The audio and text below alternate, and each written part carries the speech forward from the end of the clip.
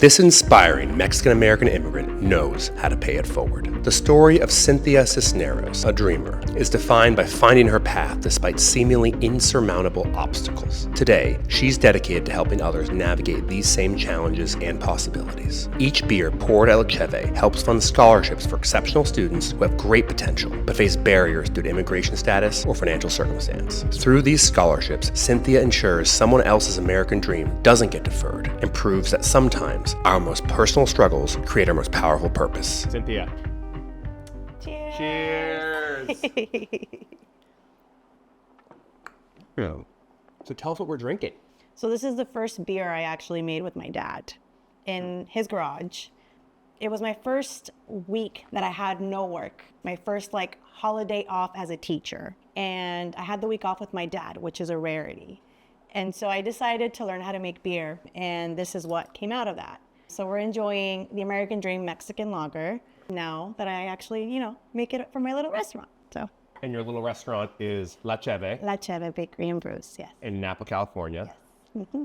And I have to say, I'm not sure I ever heard of a father-daughter bonding experience that starts with brewing. Yes. So where did that passion come from, or was it just some random inspiration moment between you and your dad? Just tell me a little more about that. Yeah. Well, I drink this. Well, I think in my cultura, being Mexican as a Latina, it's actually off-putting if a woman's drinking, right? And it's this idea that a woman's drinking in a cantina. And but when I moved to Sacramento, I was a high school teacher there, and the brewery scene was just something else, right? I love that, you would see families there with their kids and something very, very different from a cantina. And so I think that's where I was a big beer nerd. I love beer. And then I decided, well, what if I make a recipe of beer and just change their water chemistry, right? So I would take the same recipe, make the water chemistry taste like a beer in Germany, and then make another one that would taste like a beer in Mexico. And that's where my nerdiness came through, right? You were a chemistry teacher. Correct. Yes. And so I started doing this in the garage with my dad, and it just became this thing where it was experimental, it was fun, and it totally tarnished that idea of a woman drinking, right? It was different now. It was just enjoying it in family and in good harmony. It was different. And I loved that. And I think that's why I got even more sucked into this beer world, because it really allowed us to bond in a different way. And then my mom would come in and make pastries. Wow. And then we would all, it was just this food, beer, just beautiful thing happening in the garage. And that's when my brain started kind of going crazy a little bit with all these ideas. So, but yeah, that's kind of where the conversation kind of started, or the idea kind of started for La Cheve. And how did the first batch compare to this? Was it just as good? Was it immediately oh, this is great, we got to sell this? I think emotion, right? Experience, the ambiance definitely takes play into how something's going to taste, right? Yeah. And so for me, it will always taste like the most spectacular beer for me, because it's a beer that I got to enjoy with my family. Yeah. And it just brings me back, right? I think smells and food can be so powerful like that, where it can take someone back to that point. And for me, this is it. And I think it's special for many reasons. It's allowed us to, kind of bring people into the craft beer world. People are used to the typical Coronas, Modelos. And now they're like, oh, I like American Dream, that Mexican lager from that little restaurant, right? And so it's really allowed people now to make those, connections to craft beer, which I appreciate with my beer, which is really cool. Are your parents still involved? Are they involved in the business? Yes. Yeah. Yes. So my dad is our chef, and my mom is our head baker here. Are you guys a good team? Yes. I think no family drama? No. I think, there's always going to be challenges, right? We all, but I think the beauty of being here with my parents is, one, I'm working with my parents. People would only dream of having this to be able to do this. So I feel eternally grateful. And I think what's great about our team is that we work so well together with our creativity. So I'll come in and my dad, he really likes chile verde. And I remember when we were creating our menu, he was like, we should have something with chile verde. And I was like, oh, yeah, we should. And so I'm thinking, well, maybe we should incorporate something that my mom makes, something that we can bring in. I'm like, those English muffins. I was like, hey, let's make a chile verde Benedict, right? Oh, yeah. And so I mentioned that. My mom gets to making her English muffins. My dad, it's just like this thing. And now it's one of our popular dishes. And that's how we work together. And I think that's so cool that we can work together to make something unique and different in a space that people can create memories to enjoy something unique and different. So, yeah. That's amazing. Thank you. I'm going to have to try the Benedict. Yes. So let's also talk about some of the beautiful creations you have right here on this table. We won't eat it all at once, I don't think. But if you go one by one and tell me. Yeah. And the presentation, by the way, is incredible. Thank you. Which I know is only about half the fun of eating, but I'm almost scared to eat it because it's so pretty. But go ahead. Yeah. So on this side, you're gonna have our fresas con crema shortcake. So it's gonna have a sweet cream inside with the fresh strawberries. Fresas con crema. So strawberries, cream. Got it. Yep. Beautiful. This guy is part of our boozy pastry lineup. So we have pastries that have booze inside. This one's gonna be our boozy morning bun. Okay. This one is like a croissant and a donut having a baby. So you're gonna have a really fabulous, like multi-layered croissant dough that is fried and then tossed in our churro flavoring with some chocolate on top. Okay. This one is going to be our tres This one's gonna kill me. It's like truly, it's gonna murder me. It's so good though. It's so good. So if you like tres leches and you like cinnamon rolls, this is the vibe. And then this is one of our top selling items on the weekends. We only make it on the weekends. It's our flan French toast. So for my customers that have never had it before, I literally tell them it's like flan and French toast having a baby. That's what lot of love making on this plate. I'm gonna start here. If you don't mind, of course. I want to go kind of. These look so delicate and beautiful. Also, I love flan. Good. Love. Good. French toast. Okay. Good. And the blueberries on the side. Also, my son will love this too. Oh, good. Okay, so that is just like. Yes. Yeah, literally. The way the different layers, and the crispy bottom. Yes. It's something else. It's really something else. I honestly, I think it's, there's a lot of plates on our menu that we can make on the fly if it sells out. This one needs extra love. So we actually have to start prepping it the night before to make sure it coagulates. That word sounds so It's actually not too sweet, but it's so, the texture, it's like, usually French toast has, it's like a little crispy and then it gets a little bit soft, right? Yeah. This is actually just, it's almost kind of like cheesecake-like in the middle. Yeah. So good. Yeah, it's literally like that bread and that flan just making something really special. Yeah, so it's one of our top sellers on the weekends. Sorry. That's okay. I'll enjoy if you want to enjoy that. Please do. The food's good because I can't keep my mouth closed while I'm talking. That's how you know. Okay, so tell me a little more about the inception story. Your dad, the beer, your mom, the baking, but your dad became the chef. Maybe go back a little bit. Yeah. Because the beer is called the American Dream. Correct. So if you wouldn't mind, tell me your story, what brought you to this country, and how you went from that to chemistry teacher and now to chefing. Yeah, of course. And So I was actually born in La Piedad, Michoacán, in Mexico. My parents, we grew up really poor, and for them, they saw education as the way out. In Mexico, unfortunately, the minute you start kindergarten, you do have to start paying for school.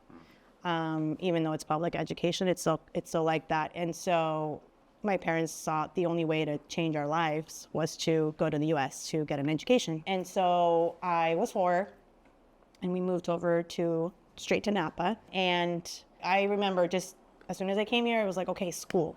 You have to make sure that you go to school to get a good education.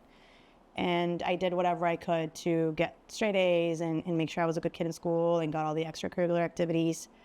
I didn't understand that being an undocumented student would cause a lot of issues and struggles for me for college. I didn't understand that until I was getting there. So high school comes in, and I fall in love with chemistry. Mrs. Costalazzo at Vintage High School, love her. She made me fall in love with something that I thought was very, very challenging and difficult for me, but I fell in love with it. And I remember just thinking, I want to go to the best school for chemistry. And just by hearing things, because Google wasn't really a thing yet, internet was kind of, was there, but not really what it is now. And I remember searching, and Berkeley was the best school for chemistry. And so I applied there.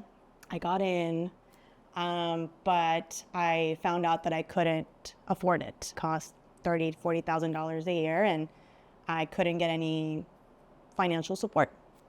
And that broke my heart. I felt like I had worked so hard to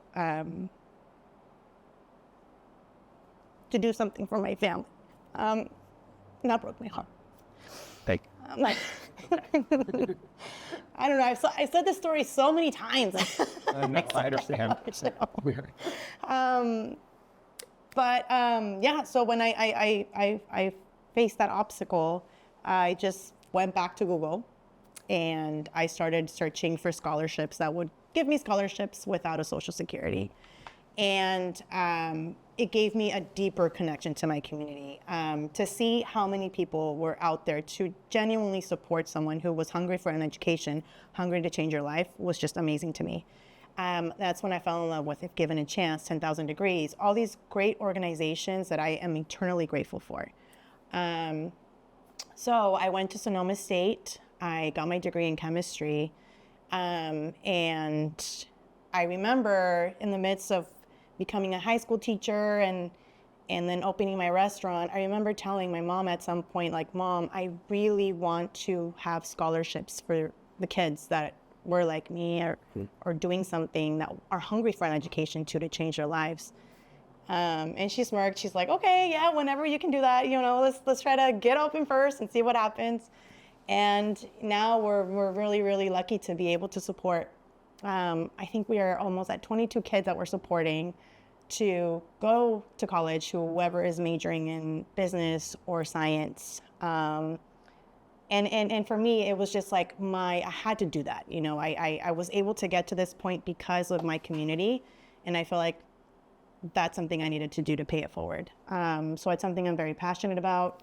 Whenever people come and enjoy a meal, they know that something, they're contributed to something really special, to someone's education, to someone's, something that's going to change their life forever. So yeah, that's kind of my American dream. And the reason I decided to open up the restaurant, to make sure that my parents were also achieving their American dream, not just mine, of becoming a teacher. So I feel like this is where we all kind of were able to come together and make something special happen for our community. Are your parents proud of you? Yeah, I mean, I think it's with my parents, I feel like they tell me, but it's like their look, right? When they see me, I'm a very emotional person. Sometimes I'm enjoying something in the back with them, and I just start crying with them because I get so emotional that I cannot believe we're here, right? To have a line of people that are excited to eat my dad's food, my mom's pastries, my beer, like it's I still don't believe it sometimes. And the fact that we're 5 years in, it still doesn't feel like that to me. I feel like I'm always, I don't know, I can't believe it yet. It still feels like a dream for me, honestly. So I get emotional a lot, and I can see it in their eyes that they're really proud. Yeah. Yeah, for good reason. Well, do you mind if I take another bite? Yeah, go for it. Yeah. So what should I eat next? Maybe you should try the Boozy Morning Bun. Okay. Yeah, that one's a really good one. So that one has a whipped cream inside that has apricot liqueur and rum. Okay. Yes, really yummy. All right. We're going to attack it. I can't promise to eat all of these. Oh, wow. Yeah, it's good. Oh, this is like... Okay, now the question is, how do I attack this thing? We're just gonna go. Yeah, you're gonna find out.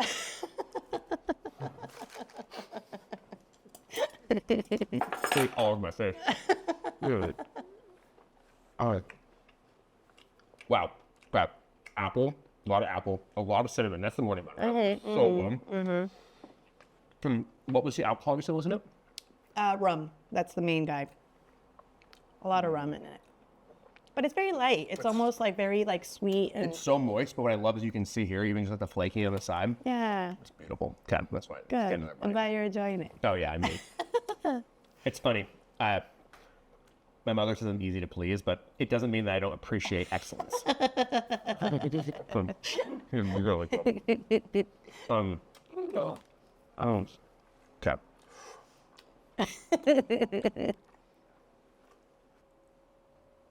Could you tell me a little more about your family? Do you have siblings? Yes. Yeah, I have 2 siblings. I'm the oldest of 3. I have a younger brother and younger sister. My sister, she's doing her thing in LA. And my younger brother, he's here. He's also a big part of, I think, why I'm so patient and why I'm the way I am. My brother, he has autism, and I think mental health has always been something that been very passionate about, but more importantly, how impactful services can be for someone. So he's kind of like my little, like I like to think I'm like a little bit of a mom for him too, but yeah, so I'm the oldest of 3. Do you have kids? Not yet. This is my kid. This is your your child is doing great. And for your brother, does he get good support from the community?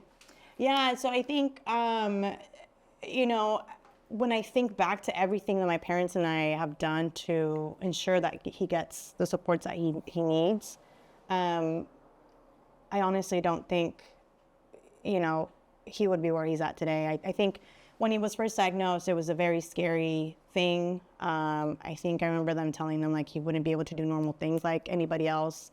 And now he's had girlfriends, he has a job, like it's all these like things that, anybody wants to do, become independent.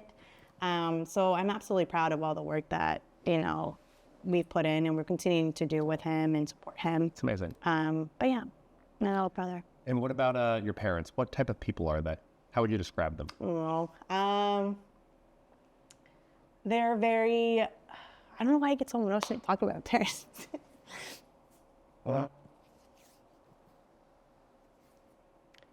They're the most hardworking people I've ever met.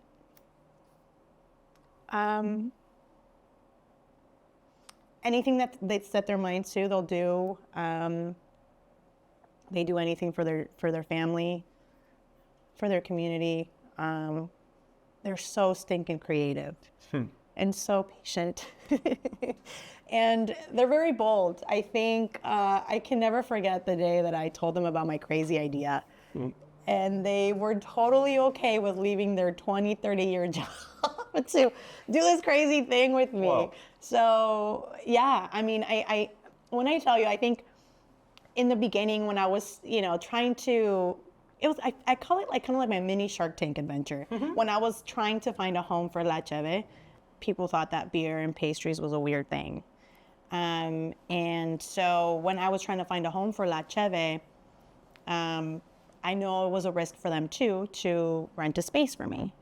And a lot of people didn't believe in me. I think I went through 5, 6 different spaces. One of them we were going to sign and then last minute it didn't work. But to bring it back, I think the fact that these people that were business owners and had all these years of experience and they didn't believe in me, my parents were still like, no, we got you. I'm down to leave my 20, 30-year job to support you. It's insane to me. It's insane. And I'm grateful that it's doing well, but man, that's crazy. That's so crazy. Well, I want my second bite. Or I guess I'm like by like 5, but second bite of these. I take big bites. Okay, so I want to talk more about the space. Yes. And this place, because Yes. it's really cool. There's Yeah. some strapping gentlemen behind me, and some ladies, actually. Yes. Some wonderful women. So tell me what to eat next, and then I want you to talk about this wall and this space. Yeah. Why don't you enjoy, the churro cronut. So that one, a lot of people like to enjoy the churro by itself. And then, Well, boost churro. a little churro. Yeah, it's so good. We're hanging out actually at the oldest building in Napa. It was built in 1845 when it was still Mexico. And Cayetano and Maria, which Maria you'll see there, Cayetano's right here. this was their home for them and their 11 kids. And so the entryways are actually low. A lot of people like to think it's because people were short, but that's not the case. It's actually because back in that time, people used to just come in with their horses and just take over spaces. And so they actually purposely built their entryways low. So if someone wanted to come in and attack with their horse, they would actually have some time to get their rifles or something to defend themselves. So it just kind of built time for them. I mean, the fact that it was still Mexico here and now I get to have my business in this space is just the most insane, craziest thing. I remember when I was writing down my business plan, I remember writing, I want people to feel like they're in a little piece of Mexico in my restaurant. And the fact that I literally got a little piece of Mexico, like the smallest place, but it's literally that, is so insane to me. It literally feels like you're at grandma's house. Like it's cozy, it's small. The thickness of the walls is insane. It's 3 feet thick of just adobe. It's such a warm space and the most special place to be able to showcase all of this with our community. But yeah, I mean, it has a little nuances to it that I think makes us extra special and extra unique. So. But it's a wonderful history. Yeah. 1843? 45. 45. Right? Yes. 1845. Yes.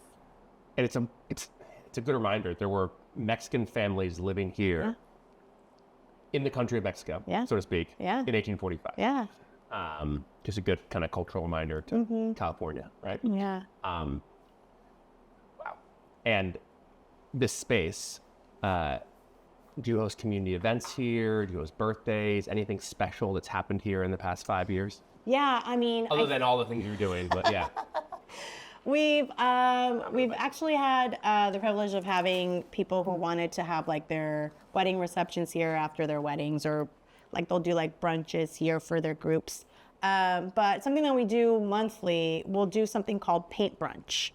And so what that is, people will buy tickets. Those proceeds go to a different organization locally. But we'll have a DJ outside. We'll have a teacher come in and teach them how to paint something different.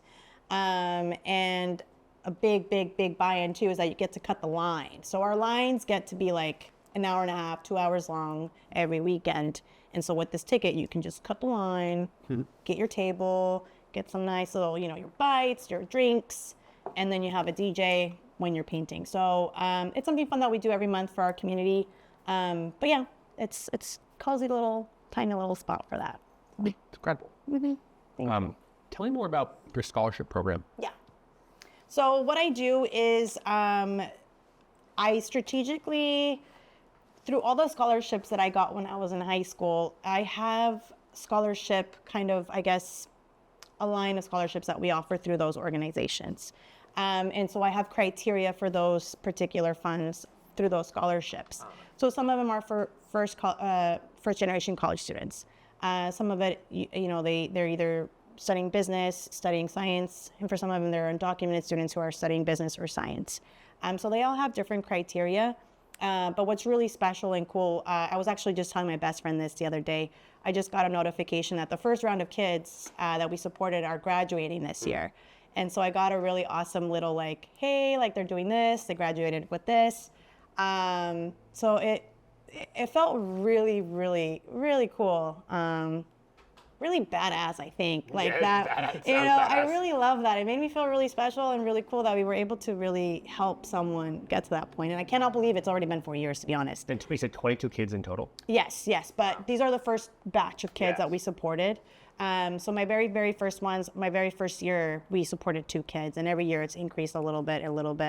And so, the busier we get, the more we're able to support. And so I'm grateful that we're able to support as many as we have right now. It's incredible. Yeah, thank you. Let me try the next bite. Yes. So now we're at that guy? Yes. fresa and Fresas con crema, yes. So okay, this is the hardest one to go at, right? You could go at it a couple ways. You could eat it like a sandwich, or you could do it all at once, right? Sandwich? What's the other way? More like this? You could probably break it in half? No. In the middle, like an Oreo. You open it up. Like an Oreo? Yeah, you can open it But then they're going to be, right. Perfect.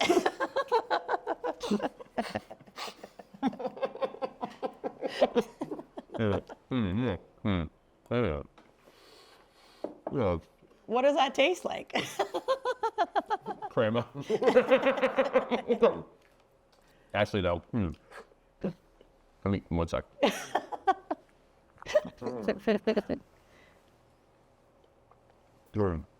Yeah, that shortcut was wonderful. I mean, the whole thing's wonderful.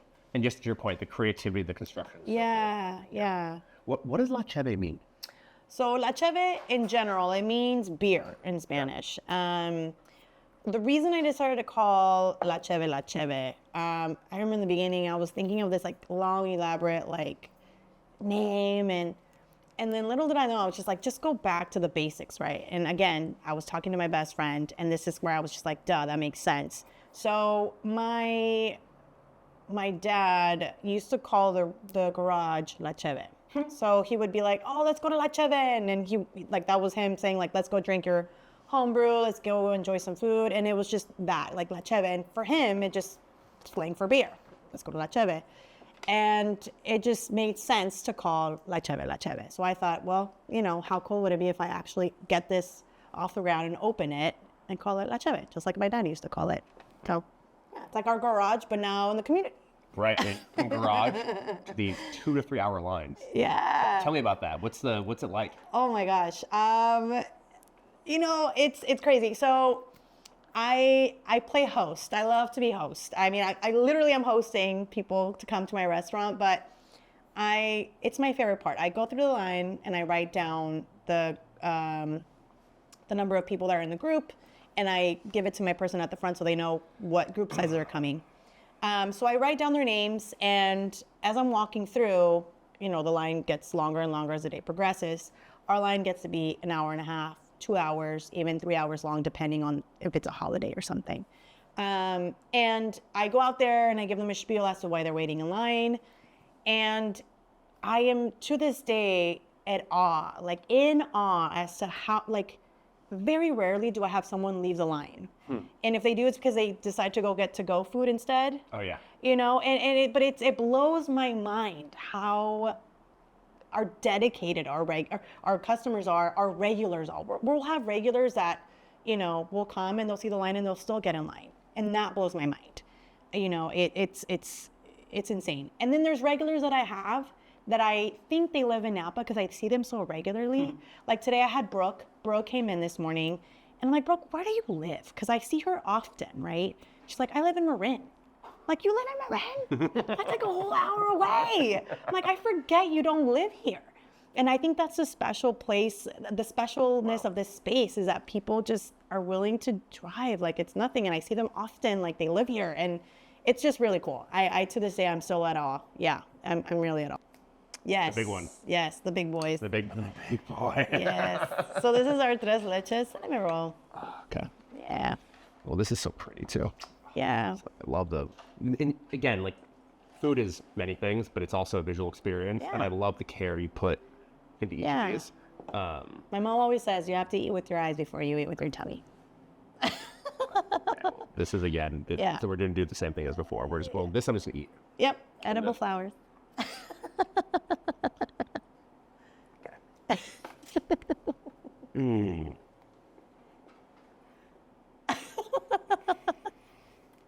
While I enjoy my beer. So this one, it was literally like, we were... Eggy.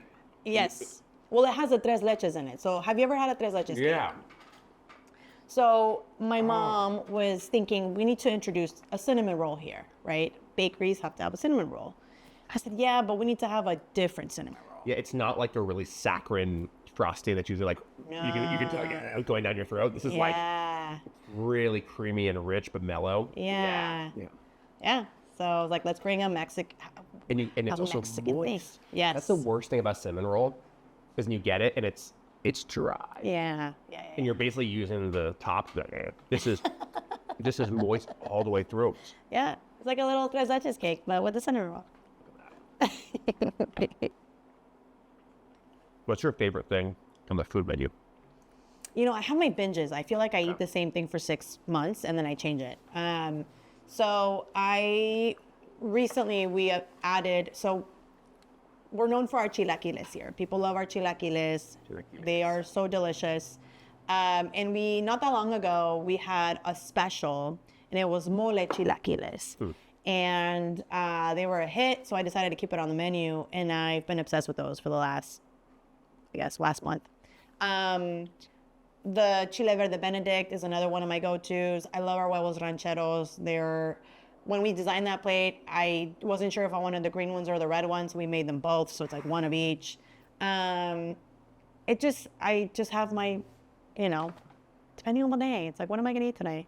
But I love that every plate has something unique and special from our bakery and our kitchen. It's like, it's really bringing both of them together in it. And the chilaquiles, what's the special bakery thing? Well, that one, I think that's the only one that I don't Oh, know. sorry. But actually, Like make your own chips? Well, no, we do. Yeah, But you do. Oh. with that one, we actually make it a torta too. So torta is basically, think of it like a Mexican sandwich. Yeah. So the bread that we make in-house, this one actually was born from a special too. So Ciudad de Mexico is known to be a very fast city, right? People are just grab, go, grab, go, grab, go. And so every month I think it was the year after COVID, every month we would dedicate a special to a different state in Mexico. Oh, smart. And so it really forced us to get even more creative. And we were just looking at a bunch of YouTube videos, like there's so much cuisine, so much. And when we were focusing on Ciudad de Mexico, we noticed that everything was a torta or a burrito. There was a torta de tamales, a torta de chilaquiles, right? And we're like, torta de chilaquiles? Like bread with chips, what the heck? Right, that's what I was thinking. It's so crazy, but then you try it and you're like, dang, that's really good. And so we kept it on the menu. So your chilaquiles is a torta. We can. You can do it as, that's fun. Okay, yes, I like you that. can. It's That's pretty special. It's really yummy. That's though. really cool. Yeah, you have to try it at least once. And you do that one green and red as well? Yes. In the sandwich? Yes. Oh, actually, that sounds really The good. green, red, or the mole ones. Cool. Bit of a change of pace. Yes. But I want to go back to your American Dream story and the American Dream beer. Mm-hmm. In today's America, what does the American Dream mean to you? I think it means, that's a tough question. I think for me it means achieving my dream, but my parents' dream, right? I think a lot of us have that similar story where we're doing it for us, but also for someone else that helped us get here. And it's doing the thing that really forces you to get up every morning. And you're forced to, but you're also doing it with passion. And I think that's a true American dream. Being able to do that is insane. Yeah, I still can't believe it, honestly. But yeah, I think it's a challenging question though. It's hard. It's hard right now. It's a hard question. It's harder right now, or? Mm-hmm. Yeah, I mean, I think with everything that we're going through, it's challenging. I think I'm doing what I can to motivate those that are dealing with things that I dealt with as a kid, and it's really hard. It's getting harder and harder to motivate those kids, and it's not because of them. It's what our society has put on, and that's heartbreaking. So but again, it's when you're motivating someone to do it, not knowing what the outcome's going to be, and sharing that story with them, because that's literally what I did, not knowing if I would be able to run a restaurant, be a teacher, whatever it was that I had a goal for. I didn't know if I was going to be able to do it because of my status. It's what I focus on. It's, you're doing something, trying to achieve something, not knowing if you're going to be able to do it. And that's really, really hard. Putting all your eggs in that basket and then that basket not being able to be lifted is really challenging. But that's, I think, why it's so important for our community, to support the organizations that are here to support our youth, here to support those that just want to make better things happen for our community, for them. It's much more important now than before. So, I tell my parents,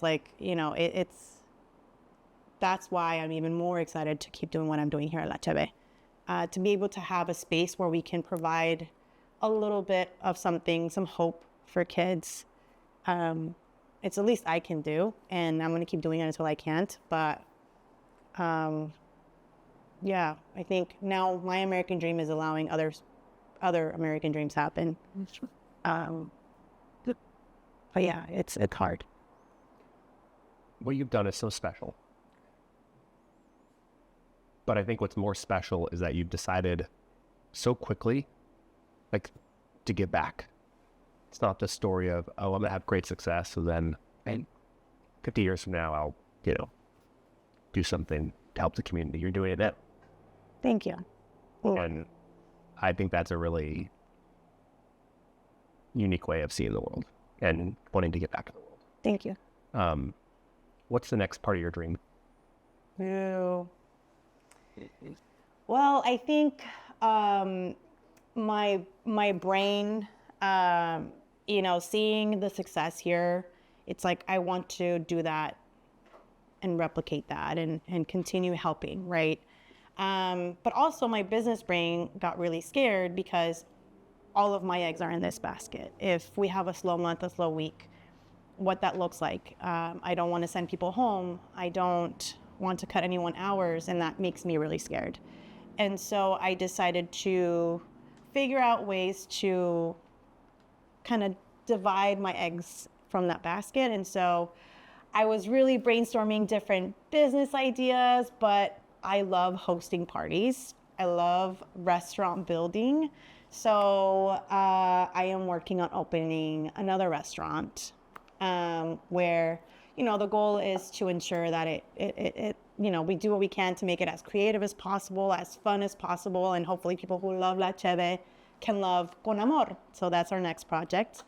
That's a great name. I know, I love it. It's so cute. So yeah, we're really excited, and I'm hoping that expansion will just continue to flow and continue to give back, and just another fun a place where people can continue having cool memories and special moments with their loved ones. That's where I'm at. How do you fund the scholarship program? I fund it through the organization. So I'm essentially, that donation is going to those organizations. So every month is just an amount of money that. From the restaurant? Mm-hmm. Mm-hmm. Oh, wow.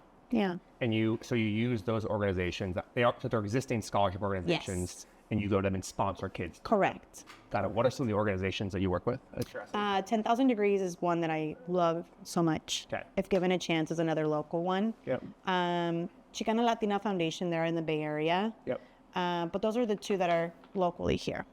And the kids that you sponsored, where are they mostly going? Is it college? Yes. And where are they mostly going? Is it going to school?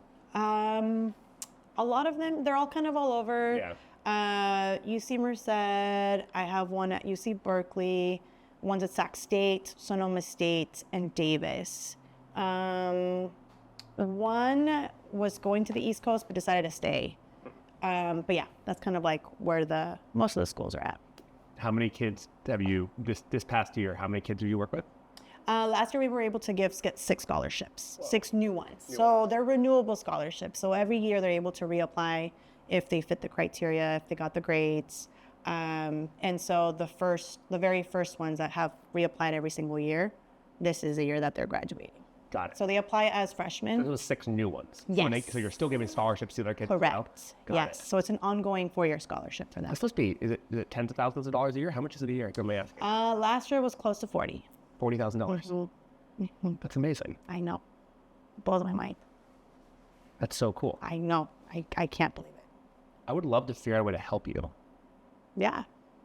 Please. Funding those scholarships would be amazing. Yeah. That would be amazing. We should talk about this because it's something that I feel really strongly about personally. I had all my education paid for, and I'm also a first-generation college student, and I just can't fathom how different my life would have been. Yeah.